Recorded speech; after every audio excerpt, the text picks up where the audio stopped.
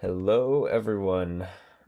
I still think it's funny that the hi emote that I made has a white dot in the bottom left corner. Man City of Helios? Yeah, the Man City of Helios rotation. It's the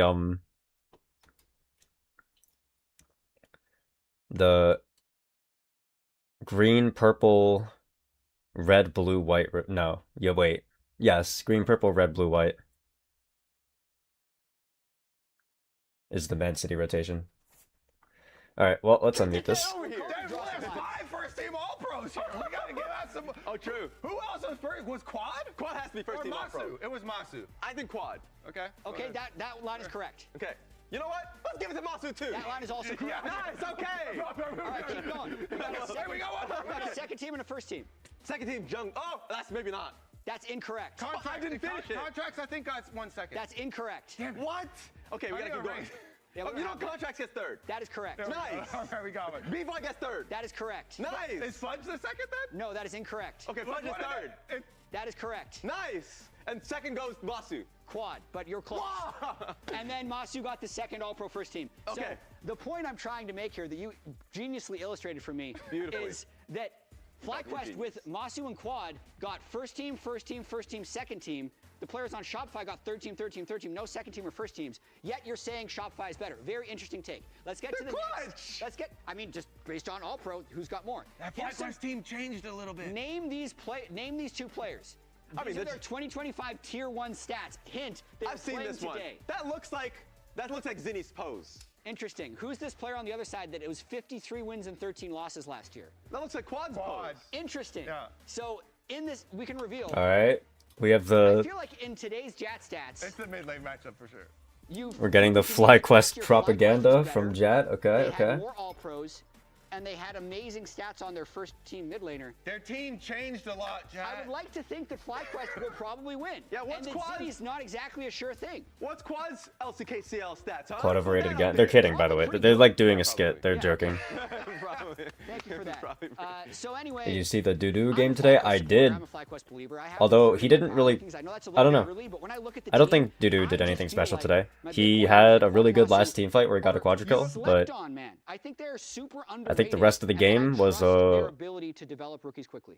You believe in FlyQuest mostly more Zest than the gapping FlyQuest Gigo. players believe He in solo killed themselves Gigo right like now. 4 times. Disagree. No, Griffin told me they're good. See the Los Ratones game? I did, yes. I did watch it. Masu said on the draw show, we Heard Zinni don't was think super we're hyped. better Zinni than was Shopify. He's keeping the expectations best low. player in the He LCK CL drew last year this matchup. in 2025. He said, I don't think we're better. You know So what? do with that Keep the information what you will. Expectations high for the LCS. Woohoo!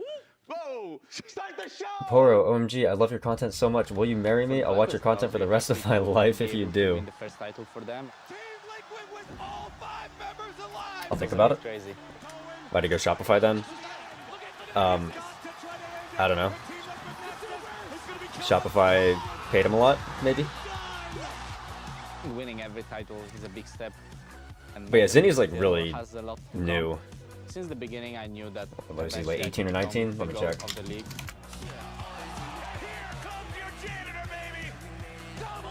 Let's take a look. He is 20. I And first started out watching LCS when I was really young, and my favorite players were Bjergsen and Doublelift. yeah, Playing in the LCKCL always 2025, felt he real, was so considered it's the like kind of like best dreaming out player to in be the like LCKCL.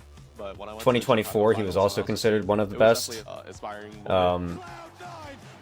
And then the last thing that he did was win the I Esports remember when Championships finals Asia ended, 2025, won and then he the got shipped Player of off the to Series, NA. And the crowd started chanting for him. And I remember he was like just super emotional. And it just gives you motivation. He went to see Shopify because yourself in Revan would those let shoes him one play day. fun things. I see. For majority of the LCS, it was Dynasty dominated. TSM, C9, CLG won twice, and then TL. Zest and Dudu I moving would like say there's Kobe been and three Shaq. great Wouldn't it be C9 the OG C9 Dudu and roster. Ackerman though? I've The heard rosters that with people are Jensen, also very Sneaky, impressed with Ackerman. I think Ackerman's been pretty Williams good. then, in the 4 years that we won. But like that's one of the big takeaways I've heard is that a lot of people are actually saying that they think that Ackerman is the best I'm player on looking the forward team. to proving it. They're saying that Snacker has been jailing Ackerman for years, and now that Ackerman is free, he's finally popping off. By Korean EPF. They set standard really high for Korean import. Apparently Zinni's been pretty mad in scrims. I mean, I've been saying that I think that Zinni will not be amazing right out of the gate. I think by the end of the year he could be really good, but I don't think he's gonna come in and just immediately dominate in Split 1 the way that people think he will. This upcoming Thoughts split, on BLG's loss to JDG? Usually, for the most part, spread across different if you teams. ever ask about LPL and LCK matches that happened over the weekend, I won't have seen them because LPL and LCK play during the same time slot that LCP plays. So I'm co-streaming LCP when that's happening, and then usually I catch the LPL and LCK games on Monday through Thursday, which are the 4 days that I have off where I don't have to co-stream. So I haven't watched JDG versus BLG yet, but I'm planning on doing that in the next, like, maybe tomorrow or the day after. What are predictions for the 2 games today? I think for today, I'll go Shopify 2-1 Fly and then Lion 2-0 Dig. But I am more excited to see Fly's trajectory than Shopify's trajectory. I'm gonna have my eye on Fly. I want to see if they can actually be good or not.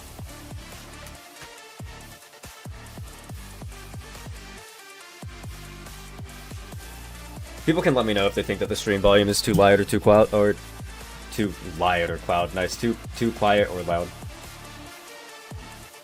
Sorry for spoilers. No, I know all of the results. I know every result. I keep up with all of the game results, and if something's like insanely interesting, then I'll catch highlights. But if not, then I'll just watch it over the week.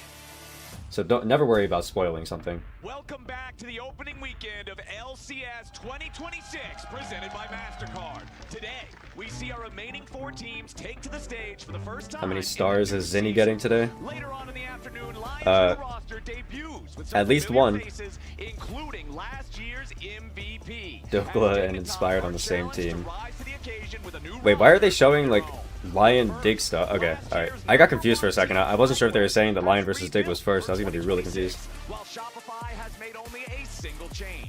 Both teams are ready, so let's waste no more time. First up, please welcome the youngest roster in the Love how LCS. cute and soft this stream is. With Gakos in the top lane. Yeah, stick around, buddy. I don't know if you'll be saying that for very long. They always show the second matchup first. I don't know why. Who knows?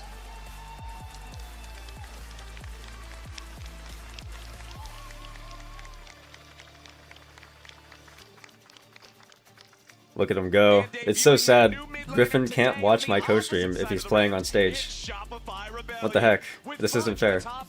Contracts in the jungle. Zini at mid. B-boy 80 carry and support sales. Inkard is most respected Western coach at this point. Wouldn't the most respected Western coach still just be Dylan Falco? Or am I forgetting somebody? But Thinkard's definitely up there, yeah. Thinkard's done wonders for 2 different regions now. As we get ready to hop into our first best of 3 here today, the players will take their seats, adjust their settings for the final The follow touches. notice sound is nice, thank you. Before we get into champ It is select, the we follow got a new notification introductions is here. I'm the Captain Flowers, joined meeting a by mysterious Gilbert Pokemon and song Azale from here for Pokemon today's Scarlet and Violet. It's the song that plays when you're picking your starter. We got a pretty good day 1. I'm excited to see what we get here on day 2. Yeah, absolutely. I gotta say, these are some of the most exciting rosters for me coming in. Now here's the take. Greatest Western coach of all time is Beelzy And I just can't wait to find out how from they're the gonna CB perform at LOL. the tier 1 level. Yeah. And before we get into Champion Select, we're going to quickly hear from some of those players on stage right now. Why? Because he's always Thanks, dripped the Flowers. I'm fuck here with out. Griffin. LCS He's got the best debut. fashion sense, How's he so faring therefore before this first he is the best coach. Oh, yeah. Wait, can I hold the thingy? Sure. Okay, yeah, so I'm feeling good. I think everyone's pretty excited. Appreciate everyone for watching. I think this is going to be like a... But yeah, we all have to cheer for Griffin, by the way. Everybody here, your job is to all cheer for Griffin, because Griffin is a viewer of the Poro co-stream. He's the only pro player who has tapped into the co-stream. Appreciate everyone watching. It's a big Broadcast is moment for all quiet? of Okay. us. Thank you. Hell You guys know yeah, what's funny? You guys want to see the, We're gonna send it through the other Yeah, I'll side. put it on the volume that I put the LCP broadcast at. When we do LCP co-streams, the volume goes here. This is the LCP volume. So what, like turning it up this high for LCS is really weird for me. I'm not used to it. At the end of last year, I did an interview with Sub to the channel too? Thanatos. No, so, You were somebody the top gifted Griffin a 3 sub. top laners, Griffin did not only sub on his behind own. him and Bwippo has left the league. So, are you going Nikic for the Griffin number hate 1 watch spot, versus or are Poro you gonna love be watch. number Who 2 top? wins? Why does Nikic hate Griffin? Yeah, that's for sure. I like that. You also have Zinni Is on Griffin your any team good? now. Yes, Griffin How is do you good. play Okay, with so him? Griffin's Super high trajectory prospect coming in. is that he hit Challenger when he turned 13. So he's one of the youngest players to ever hit Challenger ever. Then in 2023, he went to T1's third team. So he went to T1 Academy, which is the Korean Tier 3 team. The games that he played there, he actually played pretty well, but he wasn't able to find an offer. So in 2024, he like semi-retired and wanted to like go to school or something. Then in 2025, in Split 3, he got an offer to go to Loud in the LTA South, and that team had crazy trajectory. And Griffin started out being like okay, but by the end of the split, he was really good. Like by the end of the split, he was top half junglers in the region, in my opinion. So my thing for Griffin is that I don't expect him to be amazing right away, but I have watched him improve at a ridiculously fast rate for the last like multiple years, basically. I'm just seeing this guy improve so fast. I'm always constantly impressed by how good he can get, like how fast he can adapt to the new environments he's put in. So my projection for Griffin is that I think that he will become very good at some point in the LCS. I don't know if he's there yet. They're just talking back and forth, and Griffin's just saying, "Oh, you guys have to ban 3 jungle champs against me to even stand a chance, bro." And like, and Budge's like, "Well, what about your Skarner?" He's like, "Yeah, well, I invented the grass Skarner too." Like, it's just so funny hearing him banter back and forth. So we'll see if any jungle champs do get banned against him. Here, let me write the YouTube message. To listen talk, but he popped off in CBLOL, right? Like he was the main carry for his team. And this is interesting. FlyQuest have selected second pick while Shopify have selected red side. Oh. That's the first time we've seen this happen in the LCS. Usually it's first pick, other team selects blue side. Hopefully no Griffin in Best of Jungle. Why? I thought that Griffin's in Best of Jungle was really good. I mean, like, Shopify banned it, but every single time Griffin played in Best in the CBLOL, he got like 10 kills. Yeah, so opinions on Masu? I think that Masu is pretty good mechanically, but he's never been an amazing laner, and I'm curious to see how he'll look without Busio. Because Masu's playstyle was kind of weird, since Busio was always roaming around and stuff, and Masu was usually left on an island. So I don't actually know how good Masu is on more traditional AD carry styles, which this team might end up playing. Let's see, Varus first pick is pretty normal. Varus is a 3-way flex at the moment. So you can go AP top, AP mid, or standard Varus bot. It's a very strong first pick. And we're going to go Wukong Orianna. The response is Malphite Azir. So usually when Malphite is picked, you can counterpick it with a number of AP champions like Mundo or Udyr, but Fly already went Wukong, so I don't really know what the deal is. Maybe they can go like Sylas top or blind Sylas mid and then ban for it because it is on 3. Atypical lane, so I guess they're saying interesting. Like, you won't just slam Sylas because you don't want to like blind Sylas top, and we're not willing to play. I feel like they should have picked Sylas and put it somewhere, but honestly, I don't like the fact that Fly went early Wukong. I wish they had maybe held jungle pick for 3 or something. Hey, Wukong Ori is a strong combo in theory, but I feel like both Wukong and Ori are not as strong this year as they were last year. Isn't Shopify draft OP? It depends on how they round it out. Is the other side of that who's countered by the Malphite, so we'll see how that works. The Jhin is usually a fine pick into Malphite because Jhin can outrange Malphite. Like he can just sit 10 screens away. Something that Zinni has had insane highlights on during his KT Challengers career. I personally, as someone who watched, I don't know. I think it's too early to tell from first 3. Both teams could figure out different directions to go. And he is incredibly comfortable on this pick. I think the Fly right now are setting up for a pretty strong team fight. This is a guy who I think we would have seen. Whereas Shopify feel like they'll have more control. A while ago, if he wasn't behind BDD, one of the very best, most experienced mid laners in the entire world. But this is a guy who had LCK. Do you think Shopify is going to be any good this year? I predicted Shopify to finish split 1 in 4th. So I think they'll be okay. I don't think they're going to be insanely good or anything. For the prospect of playing with this team, and he is really I think, a player with incredibly high expectations. You know, this is someone who was looked at as a potential top LCK mid laner prospect-wise. So for him to be coming here, starting his career in tier 1 in the LCS, I think is really, really exciting. This guy could be something special. All right, we've got the second half of the bans completed now with Nautilus and Scion banned by FlyQuest. Jin Karma. Interesting. And Gwen from the pool of available choices as FlyQuest's fourth pick. Now they're thinking about a couple of different things. You know, something that I'm thinking about is that I wish that Fly had gone Sivir on 3. Like, if they're not going to go Sylas, because I think they should have just gone Sylas, but if they're not going to go Sylas, I think they should have gone Sivir. I personally perceive Sivir as having a really good matchup into Varus, and then you can also spell shield like Malphite and stuff. I think it could have been good. First thing you want, generally Wukong functions better as follow-up, and if you're going to go in Enchanter support, you know, that is something that you are paying. Of course, we are expecting to be Malphite jungle. It's going to be Malphite jungle because we have that Renekton coming through. I still think there's a potential angle to put this Wukong top and pick a Sylas jungle and 1v9 the game, but it doesn't look like we're going to get that. So sad. You have the Varus as a follow-up. You have potential Azir shuffles. Lots of ways to engage. It is going to be Cassante for Gakko. So the go button really just is kind of. Let me think about this. I don't know if they're going to get as much value from the Azir against Orianna as they might want, because Malphite's usually not that good at ganking. Like, he's not really a champion who can pass through mid and try to blow Orianna's flash or anything. So looking at how these compositions each kind of play out, the space and setup that's required. I feel like Orianna should be able to get through early game with a lot of push and stuff. They obviously do have champions with pick potential like the Cassante. I think that the Bard looks pretty good this game. Who do I think won? To the table here. I'm especially excited to see contracts on this jungle Malphite. Yeah, jungle Malphite's exciting. I think I would rather be right side draft. I think I would rather be Shopify. As you mentioned earlier, Emily, pretty much any type of comp or situation in League of Legends is a great way to get a gauge on, you know, how he's going to look here for his debut. Pretty much every aspect of the mid laner skill set can be applicable to Azir. Absolutely. And Contracts is a guy who's been around for a long time competitive, you know, 2017 coming in, Cloud9. Damn, those are some stacked coaching staffs. One side Thinkard, other side Revan DeMonte. Playing PTA Malphite, so going to be exciting to see how he performs on it. Contract's always one of the players that is very quick to pick up new picks in the meta, which is something I've always enjoyed about him. Regardless of the style, I'm a little bit sad that Griffin's first game is on Wukong.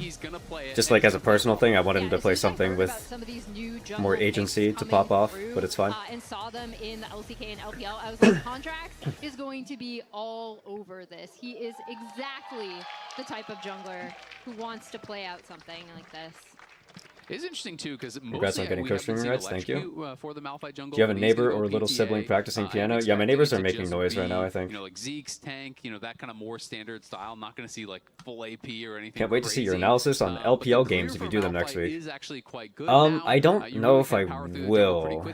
Of course, your ganks are. It depends on if I see anything specifically that impresses me, but I had a couple videos planned for this week, and none of them were necessarily about I do want to bring up Zinni again, as you see on the side of your screen.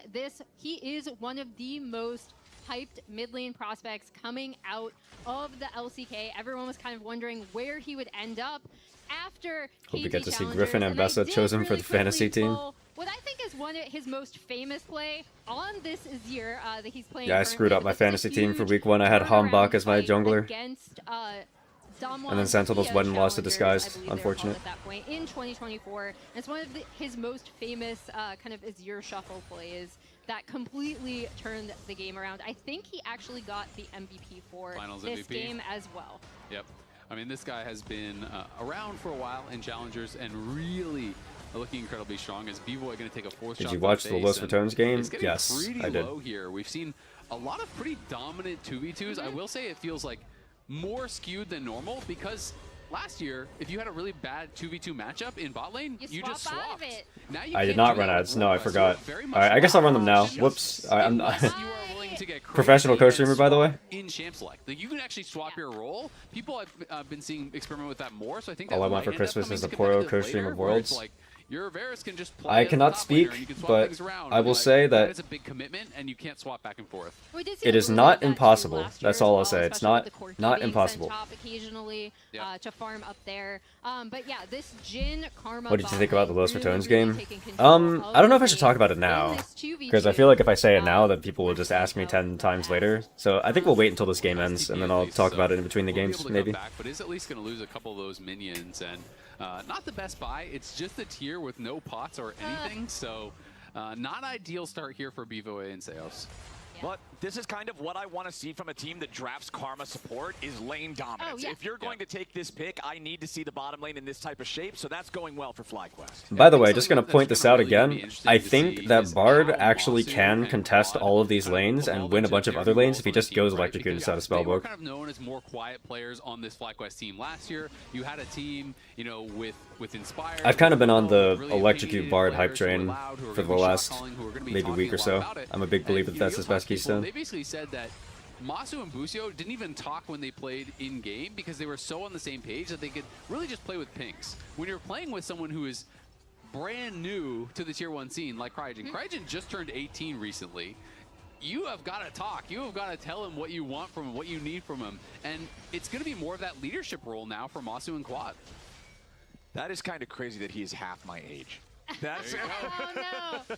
that is wild. But yeah, you got somebody new to the league. He's got to find his own identity in the way that he works with the team. The way that Gakos he was can born in be his 2008. best Yeah, it's so support. And weird, right now, in like that checking a bottom wiki lane, page and it's seeing these like about, you know, way to 2008, change 2009 advantage for birthdays Masu and over shit. B-Boy in terms of the farm. Little tiny advantage there for Quad in mid lane as well. As you can Like see, pretty soon we're gonna start getting pro making players their who way were over, born Zinni after not the gonna be game hit came by that out. empowered Is that not interflame, crazy? as There are gonna be Quad some just people wards Seos away. in a year or two It's who are just such a playing on different stage year and such different expectations for FlyQuest now. who are Coming into this year. predated by Last League of year, Legends. At the end of the Worlds, That's they were the longest something. standing Tier 1 roster in the world. 513 days together. The expectations was, you know, you're going to dominate LCS. Then he you're goes to a gonna new try region, challenge immediately the gets top put on teams Azir internationally. duty. That's what Well, people we saw were yesterday expecting that a from lot of FlyQuest. LCS teams Now were it's down like to first total pick rebuild, Azir. right? You I think we lost saw it 3 of your twice, right? players. We saw it You in both lost series. arguably the Could be two best misremembering. players in the West. I know that Fury Cloud9 with did it for Inspire sure, and and I Busio. feel like we And now you saw have 3 super young players. You have new either coaches Disguised coming Sentinels in. do it. Maybe You I'm have just delusional. A complete overhaul,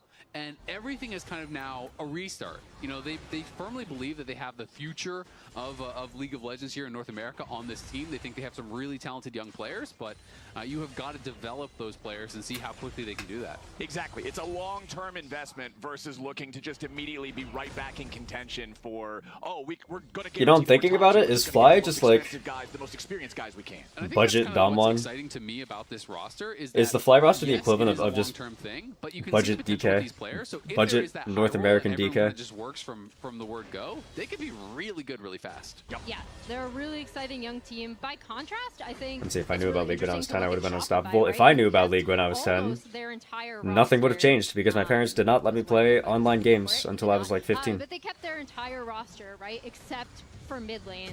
They did that mid lane swap. My parents are always super worried about. Yep, flash coming out immediately okay. to follow Malphite ult. force from Contracts, and it appears Griffin is caught in a place he cannot escape. It's first. I didn't even see what blood on happened. the I was looking at top lane. Did Contracts Griffin has just the read for a earlier scuttle level crab or 6 something? there. Griffin was not quite 6, and Contracts But, just flashes in on him to slow him. Yeah, my parents were like Flashes super out, on but you still the have the ult to on the follow idea after of that. So well played there by Contracts. thinking that everybody in online games were predators, like 40-year-old predators who were gonna get me, you know.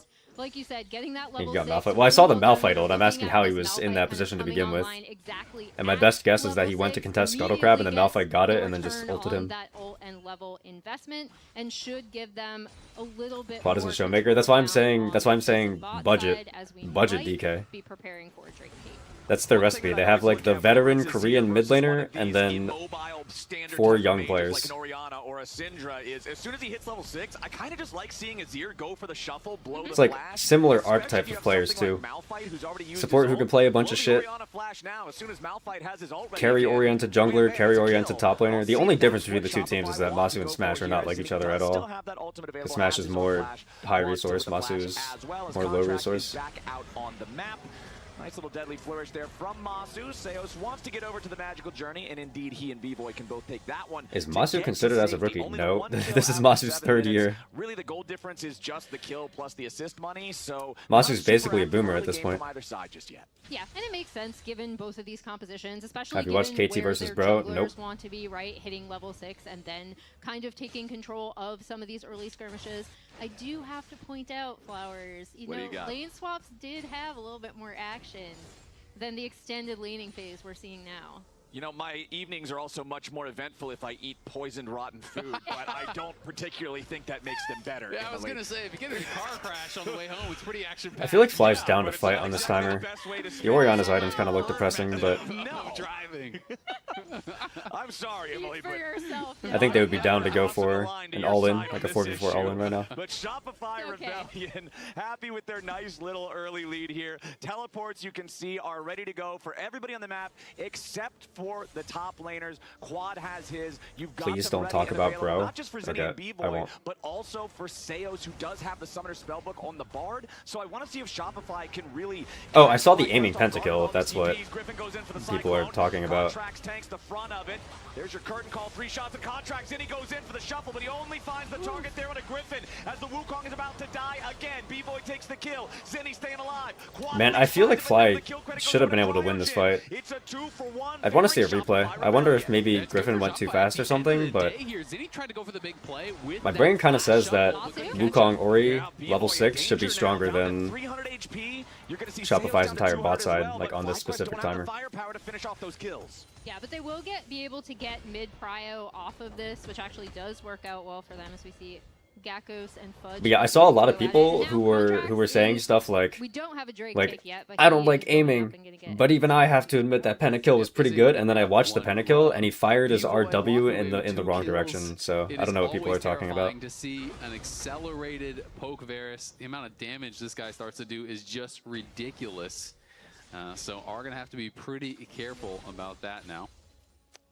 Okay, let's see here. We do have the one grub taken by Contracts for the Shopify side. Now Griffin is up there dealing with the remaining 2 grubs. Azale, you, Kobe, and I had a conversation about this yesterday, about how grubs, the efficacy of that objective feels significantly less in 2026 than it did in 2025. So not going to be as happy about being able to take the majority of the grubs as you would have. I don't know. Here's kind of the problem, is that I feel like that was a timer that Fly really wanted to win a fight on. And now we're going to get to a point where Azir is just going to get to Nashers for free. Earlier, but this time around, 10 minutes on the clock, still nobody there.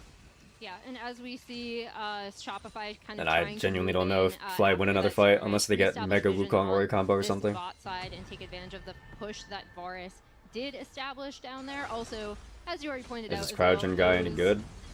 No idea. I've never seen him play. I've heard good things about him, but I have no idea. Masu and Cryogen have done a great job in the 2v2, so even with those 2 kills going over and the plate going over to B-Boy, the gold is pretty much dead even. Masu has his Ghost Blade done. They did create a pretty massive CS advantage, you know. Almost 4 waves. Yeah, exactly. A good 20 CS down there in the bot lane is quite I'm a little bit surprised they've got even though, you know, Gakkos on the Cassante in game 1.